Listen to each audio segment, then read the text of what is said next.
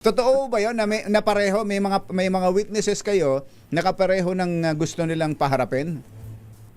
Meron din, hindi lang po testigo, pati mga dokumento, yung mga exhibit kung tawagin, marami pong common witness at common exhibits.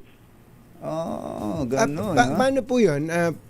Ngayon pa lang natukoy nyo na ba kung sino yung mga tinatawag na o maaaring maging hostile witnesses?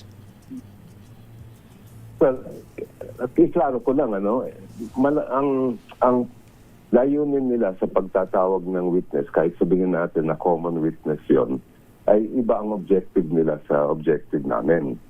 Pero ang isang question dyan, kung halimbawa, kasi mauuna po ang prosecution, kung let's say mag-iupo namin ng isang testigo at na-cross-examine na nila, maaring hindi na kailangan na tawagin pa nila ulit bilang testigo nila. Tama.